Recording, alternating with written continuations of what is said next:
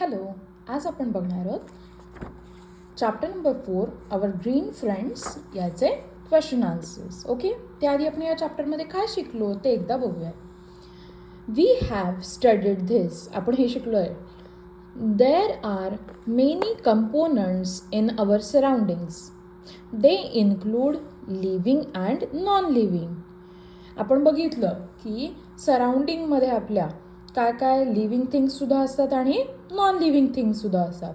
Living things कशाला म्हणतात, non living things कशाला म्हणतात हे आपण आधीच्या व्हिडिओमध्ये बघितलेलं आहे. Living include plants and animals. Living थिंग्समध्ये काय काय असतं?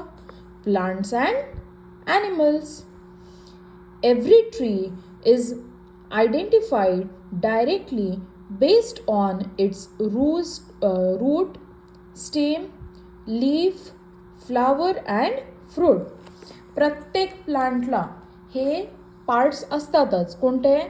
Route, stem, leaf, flower, fruit. Okay.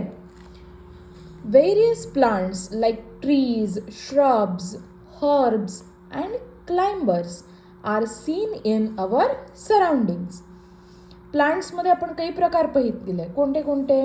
Tree, shrub, herb, climber.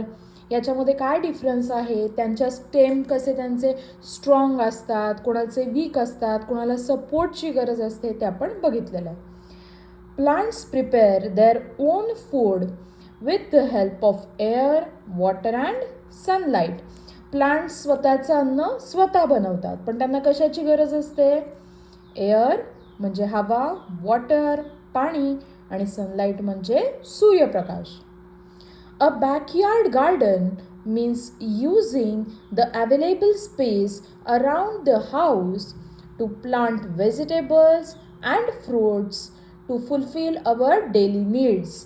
Backyard garden म्हणजे काय असतं की आपल्या घराच्या आजूबाजूला जी जागा आहे त्याचा आपण वापर करायचा आणि तिथे व्हेजिटेबल्स आणि फ्रूट्स लावायचे आणि ते मोठे झाले की ते आपण खाण्यासाठी वापरायचे आपल्या रोजच्या गरजांसाठी. Protecting the forest is our responsibility. आपली काय जबाबदारी आहे? फॉरेस्ट म्हणजे जंगलं वाचवणं, त्यांचं संरक्षण करणं ही आपली जबाबदारी आहे. आणि पुढे जाण्याआधी मी तुम्हाला हे जे काही आपले बुक्समधले चार्ट्स आहेत, तिथे जे काही फिलिंग द ब्लँक्स होते ते काय काय आहेत ते बघण्यासाठी देते. हे पहिल्या 2 पेजेसचे आहेत. ॲनिमल प्लांट्सचे नेम्स इथे लिहिले आहेत. टेबल कंप्लीट केलेला आहे. याच्यानंतर हे सेकंड आहे. नेक्स्ट पेज जिथला 2 चार्ट आहेत ते कंप्लीट केलेले आहेत, ते तुम्ही रेफर करू शकता. याच्या पुढे हेल्प बाय ट्री म्हणजे आपल्याला ट्रीकडनं काय हेल्प मिळते ते सुद्धा दिलेलं आहे बघा लिहून चार्टमध्ये. तेही तुम्ही रेफर करू शकता आणि तुमच्या बुकमध्ये हे चेंजेस करून घ्या, लिहून घ्या. आणि याच्या पुढे आता मी तुम्हाला लेसनचे क्वेश्चन आन्सर्स दाखवणार आहे, ते पूर्ण बघा आणि नोट डाऊन करून घ्या. आपण एक्सरसाइज बघूयात. Let us revise. Mark the correct option with right tick. Right tick करायचं आपल्याला. यातले जे करेक्ट ऑप्शन आहेत त्यांना. What are the trees that grow very tall and have strong trunks called? ज्यांचं स्टेम, ट्रंक खूप जास्त स्ट्रॉंग असतं त्यांना आपण काय म्हणतो? हर्ब्स म्हणतो का? नाही. श्रब्स नाही. क्लाइंबर्स नाही. काय म्हणतो आपण? Tree. Correct. What are plants with delicate, flexible and soft stem called?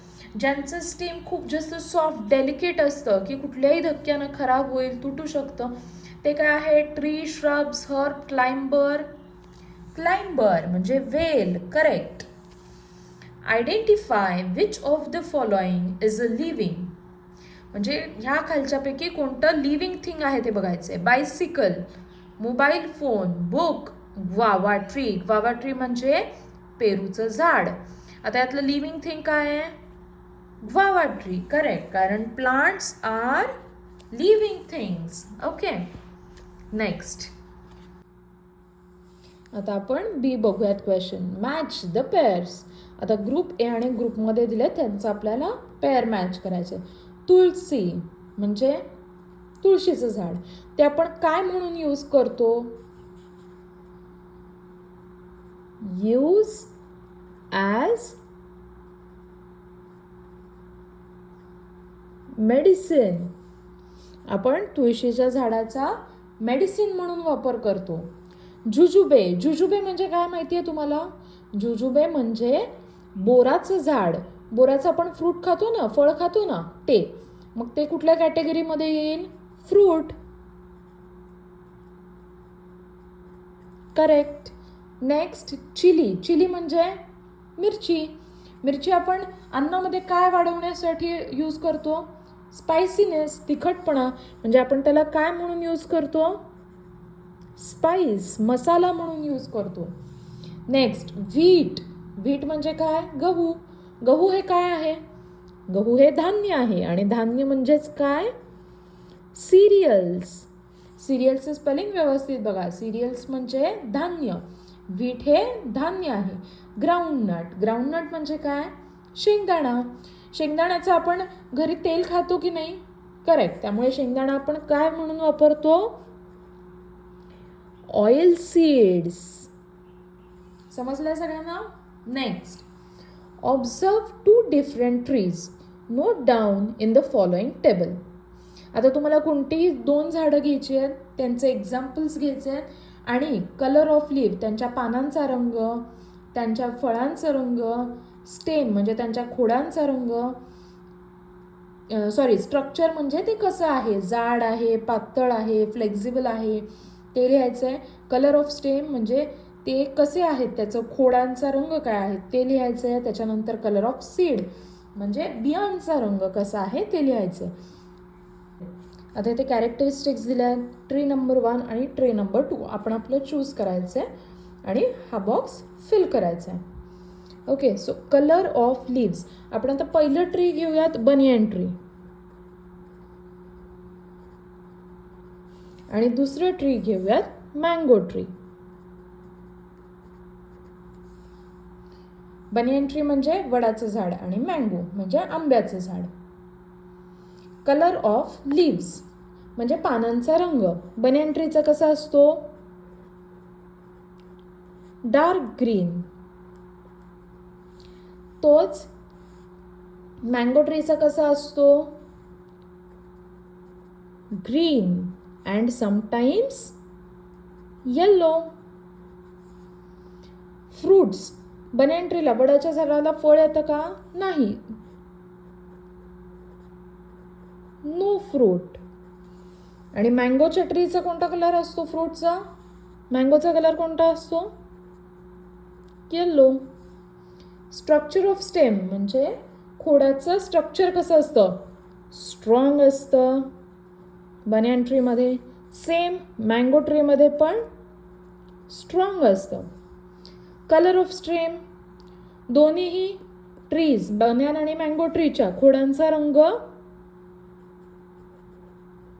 हा डार्क ब्राऊन असतो. सीड, बनियन ट्रीला फ्रूटच नसतं त्यामुळे त्याला सीड म्हणजे बी असेल का? नाही. No seed. आणि मँगो ट्रीचा जो मँगो असतो त्याच्या आतमध्ये जे बी असतं त्याचा रंग कोणता असतो? Light yellow. आंब्याची जी कोय असते त्याचा रंग कोणता असतो? Light yellow. हे झालं. आता next, identify the various parts of the plant in the picture. या पिक्चरमध्ये जे आहे ते कोणते कोणते पार्ट्स आहेत प्लांटचे ते बघायचे आहे. Draw a picture of a sapling with their help. आता हे बघून आपल्याला ड्रॉ करायचं आहे पिक्चर. मला सांगा, सपोज ही जमीन आहे, तर जमिनीच्या खाली कोणता पार्ट ऑफ प्लांट असेल? Roots. Correct. Roots are under the ground. त्याच्यानंतर वरती काय असेल? Stem. My drawing is not too good, just adjust it. त्याच्यानंतर स्टेमला काय असतात? Leaves. Correct. These are leaves. त्याच्यानंतर काय असतात? फ्लावर्स आणि fruit. So roots, stem, leaves, flower and fruit. All okay. आता बघा, व्हॉट विल हॅपन इफ, काय होईल जर vegetables are not available for a month. अगर 1 महीने के लिए, 1 महिन्यासाठी जर तुम्हाला व्हेजिटेबल म्हणजे भाज्या मिळाल्या नाही तर काय होईल? Can you live without vegetable, without eating? No, you can not live without eating vegetables. Trees are cut down indiscriminately. काही विचार न करता झाडं कापून टाकली तर काय होईल? फॉरेस्ट, जंगलं नष्ट होतील. आणि काय होईल बघा, सगळ्यात जास्त इथे छान त्यांनी पिक्चरमध्ये दाखवलं आहे, जर तुम्ही फॉरेस्ट कट केलं, ट्रीज कट केले तर वाईल्ड ॲनिमल्स तुमच्या शेल्टर, होम, तुमच्या घरांच्या जवळ येऊ शकतात. Why would a leopard leave the forest and go towards human habitation? का बरं? लेपर्ड म्हणजे चित्ता का बरं येतो? कारण आपण त्यांचं जंगल, त्यांचं घर नष्ट करतो, त्यामुळे ते शोधायला अन्न, पाणी, निवारा शोधण्यासाठी आपल्या घराजवळ येतात. सगळ्यांना समजलंय? ओके. याचे जर तुम्हाला आन्सर्स हवे असतील तर मी लास्ट स्लाइडला तुम्हाला त्याचे आन्सर्स रिटनमध्ये देणार आहेत, ते तुम्ही बघू शकता. थँक्यू. आता आपण क्वेश्चन लास्टला होते ते बघणार आहोत. व्हॉट विल हॅपन इफ, काय होईल? Vegetables are not available for a month. 1 महिन्यासाठी जर तुम्हाला भाज्या मिळाल्या नाहीत तर we will not get vitamins, minerals our body needs. आपल्या बॉडीला काय लागतं? विटॅमिन आणि मिनरल्स, ते आपल्या बॉडीला मिळणार नाहीत. We may fall sick and feel weak and tired. It will be difficult to keep our body healthy. आपण आजारी पडू, आपली तब्येत खराब होईल आणि आपली बॉडी हेल्दी ठेवण्यासाठी अवघड जाईल. Second, trees are cut down indiscriminately. म्हणजे कसलाही विचार न करता जर झाडं कापली तर काय होईल? There will be less oxygen in the air. हवेमध्ये ऑक्सिजन कमी होऊन जाईल. The environment will become imbalance. वातावरणामध्ये काही समतोल राहणार नाही. Animals will lose their homes. ॲनिमल्सला त्यांचं घर राहील का? नाही, कारण जंगलात राहतात ते प्राणी. It may cause soil erosion, floods and increase in temperature. झाडं कापल्यामुळे अजून काय होईल? माती खराब होईल, माती उडून जाऊ शकते, पूर येऊ शकतो, किंवा सगळ्यात अजून महत्त्वाचं काय होऊ शकतं, जे आपण आजकाल बघतोय, वातावरणामध्ये गरमी वाढू शकते, वातावरण गरम होऊ शकतं. समजलं? आता आपण next chapter, 5th chapter next व्हिडिओमध्ये बघणार आहोत, ह्युमन शेल्टर. थँक्यू.